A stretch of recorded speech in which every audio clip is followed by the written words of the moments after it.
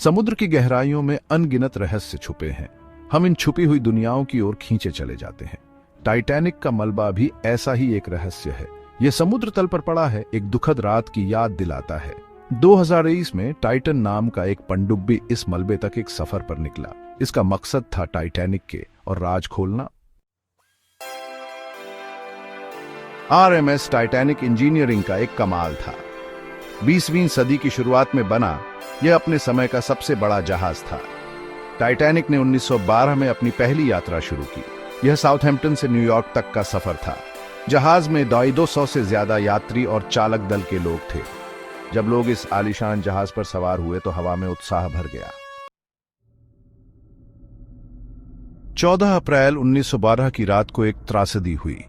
Titanic, जिसे डूबने वाला नहीं माना जाता था, एक हिमखंड से टकरा गया। टक्कर से जहाज के पतवार में एक छेद हो गया। पानी अंदर चला गया, जिससे जहाज का भाग्य तय हो गया।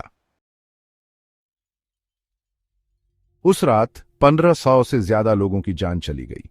टाइटैनिक अटलांटिक महासागर के तल में डूब गया। मलबा 70 साल से ज्यादा समय तक बिना किसी हलचल के पड़ा रहा।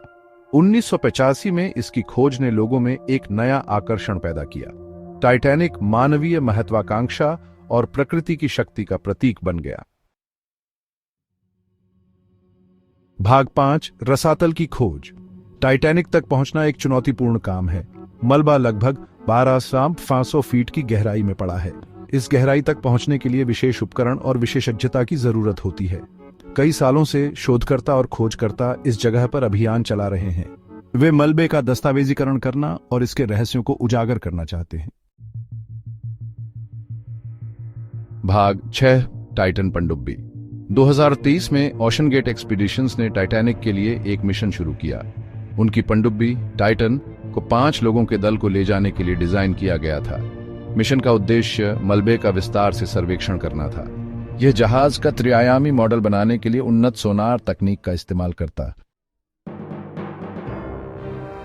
भाग 7, समुद्र में खोया। 18 जून 2023 को टाइटन ने अपनी गोताखोरी शुरू की। गोताखोरी शुरू होने के सिर्फ 1 घंटे 45 मिनट बाद पनडुब्बी से संपर्क टूट गया। एक बड़ा खोज और बचाव अभियान शुरू किया। दुनिया ने देखा और चालक दल की सुरक्षित वापसी की उम्मीद की। भाग 8, रहस्य का खुलासा। तमाम कोशिशों के बावजूद टाइटन पनडुब्बी कभी नहीं मिली। यूएस कोस्ट गार्ड ने निष्कर्ष निकाला कि पनडुब्बी में एक भयानक विस्फोट हुआ था। जहाज पर सवार सभी 5 लोग मारे गए। इस त्रासदी ने गहरे समुद्र की खोज में शामिल भारी जोखिमों को उजागर किया। भाग 9, अन्वेषण का भविष्य। टाइटन का नुकसान समुद्र के कठोर स्वभाव की एक कठोर याद दिलाता है।